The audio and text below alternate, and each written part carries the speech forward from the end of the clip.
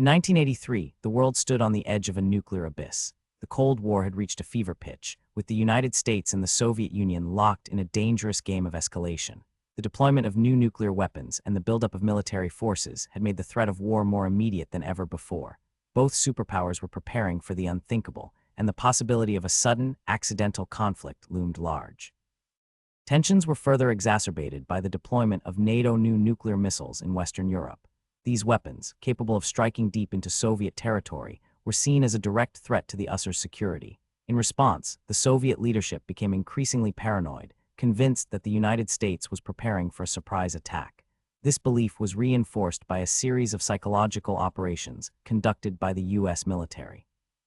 The Soviet Union was on high alert, with its military and intelligence agencies working tirelessly to detect any sign of an impending attack. The political climate was one of deep suspicion and fear, with both sides preparing for the worst.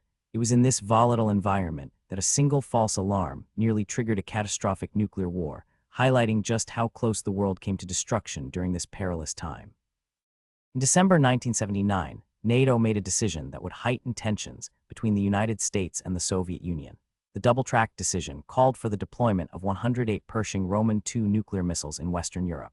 These missiles were capable of reaching targets in the Soviet Union within minutes, significantly reducing the time available for a response. The move was intended to deter a potential Soviet invasion of Western Europe. The deployment of these missiles was accompanied by the introduction of the longer-range BGM-109G ground-launch cruise missile, which could strike even deeper into Soviet territory. This dual-pronged approach was seen as a direct challenge to Soviet security and a provocation. The Soviet leadership viewed the move as a clear sign that the United States was preparing for a preemptive strike, further fueling their paranoia and mistrust. From 1981 to 1983, the United States carried out a series of psychological operations near Soviet territory. These included clandestine naval movements in the Barents, Norwegian, Black, and Baltic Seas, as well as near the Guyuk Gap. These operations were designed to test Soviet radar systems and demonstrate American nuclear capabilities. The Soviets were left in confusion, unsure whether these movements signaled an imminent attack. American bombers also played a role in these operations. They would frequently fly directly toward Soviet airspace, only turning back at the last moment. These flights were designed to trigger Soviet radar systems and put their air defense forces on high alert. The Soviets, already on edge due to the deployment of NATO missiles, found these actions deeply unsettling and difficult to interpret. By May 1981, Soviet leaders, influenced by historical fears and Reagan's rhetoric, became convinced that the United States was preparing a secret nuclear attack. This belief led to the initiation of Operation Arya-N, a covert program aimed at monitoring Western agents who might be involved in planning such an attack. The operation involved extensive surveillance of service and technical personnel, with the goal of either preempting an attack or ensure. On 1 September 1983, the Soviet military shot down a South Korean passenger jet, Korean Airlines Flight 007, which had strayed into Soviet airspace. All 269 people aboard were killed, including U.S. Representative Larry McDonald and many other Americans. The incident was a major diplomatic crisis, deepening mistrust between the United States and the Soviet Union. It was seen by many. The tragedy of KAL-007 was not just a humanitarian disaster, but also a significant event that heightened Soviet fears of an impending American attack. In the aftermath, the incident was used by Soviet leaders to justify increased military vigilance and readiness. It reinforced the belief that the United States was not only capable of, but possibly planning, a first strike against the Soviet Union. Stanislav Petrov, a Soviet Air Defense Forces officer, was on duty at the Serpukhov 15 bunker when the false alarm occurred. This underground command center, housing the OKO satellite early warning system, was responsible for detecting incoming nuclear missiles. Petrov's role was critical. He monitored the system and was tasked with notifying his superiors of any signs of an impending attack. His training emphasized the doctrine of immediate retaliation in the event. On the night of 26 September 1983, the system detected a single missile heading toward the Soviet Union. Petrov, skeptical of the warning, considered the possibility that it was a false alarm. His training taught him that a first strike by the United States would involve a massive wave of missiles, not a single one. He decided to wait for corroborating evidence before taking action, a decision that would later be seen as crucial in preventing a.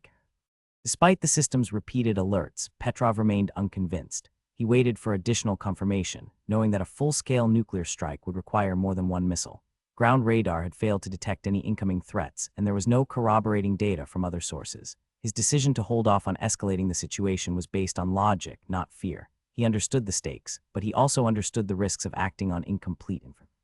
Petrov's decision to withhold the alarm was a pivotal moment. He chose not to follow the protocol that would have triggered a retaliatory strike. His reasoning was grounded in the belief that the system was faulty and that the United States would not launch a limited attack. He took a calculated risk by not escalating the situation, trusting his instincts and the lack of supporting evidence. This moment of restraint may have prevented a catastrophic nuclear exchange. After the false alarm, investigations into the OCO satellite system revealed the cause of the error. A rare alignment of sunlight reflecting off high-altitude clouds had tricked the system into detecting missile launches. This optical illusion was misinterpreted as a real threat by the early warning computers. The malfunction was later corrected by cross-referencing data from geostationary satellites, improving the system's reliability. This discovery confirmed that the incident was the OCO system's vulnerability to optical illusions exposed a critical flaw in Soviet early warning capabilities. This error demonstrated how even the most advanced technology could be deceived by natural phenomena. The incident highlighted the need for better verification methods and cross-checking of data from multiple sources. It underscored the risks of relying solely on automated systems during a time of heightened tension and paranoia. The malfunction was a sobering reminder of the fragility of the systems designed to prevent nuclear war.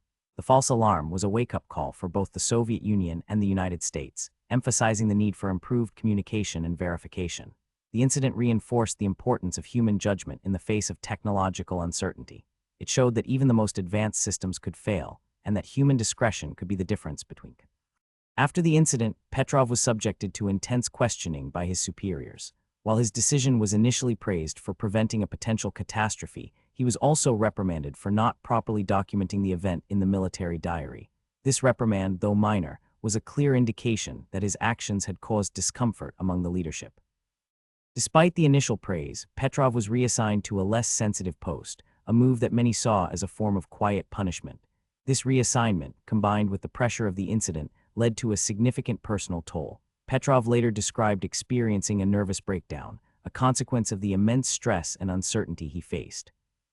His actions, though heroic, did not lead to any formal reward. Petrov was not recognized publicly for his role in preventing a nuclear war. Instead, he was quietly removed from his position and forced into early retirement. The incident remained a closely guarded secret for years, with few outside the Soviet military aware of the near catastrophe he had averted. Petrov's actions on that night are now seen as one of the most critical moments in the history of nuclear deterrence. His decision not to act on a false alarm prevented an immediate and catastrophic retaliation. In a world on the brink of annihilation, his judgment and restraint averted a potential global catastrophe. His choice was not based on certainty, but on a calculated risk, a risk that ultimately saved millions of lives. Petrov's decision highlights the dangers of automated systems and the importance of human judgment in high-stakes scenarios. While technology can provide data, it is ultimately human discretion that must interpret it. His actions demonstrated the power of critical thinking in the face of overwhelming pressure and the potential for error. His restraint was a rare and vital moment of clarity in an era defined by fear and tension. The legacy of Stanislav Petrov's actions continues to resonate today. His story is a powerful reminder of the thin line between peace and destruction. In a world still grappling with nuclear threats, his choice to question rather than act serves as a lesson in humility, responsibility, and the value of second thoughts. His quiet heroism may have gone unrecognized, but its impact was immeasurable. Petrov's decision underscores the fragile balance that has always existed between peace and annihilation. In an era of mutual distrust and technological uncertainty, one man's moment of doubt averted a catastrophe. His story remains a sobering reminder of the risks inherent in nuclear deterrence and the importance of maintaining clear communication between nations. His actions were not celebrated in the moment, but their impact has endured. The incident serves as a cautionary tale for the present and future. As nuclear arsenals remain a part of global security strategies, the lessons of 1983 remain relevant. The potential for error, whether from malfunctioning systems or human misjudgment, is ever present. Petrov's restraint highlights the need for robust verification mechanisms and the value of human oversight in high-stakes decisions. Today, Petrov is remembered as a man who chose to think before acting, a rare act of courage in a world defined by fear. His legacy is a call to remain vigilant, to question, and to ensure that the mechanisms of power are never left unchecked. In a world still divided, his story is a reminder that even in the darkest moments, one person's judgment can change the course of history.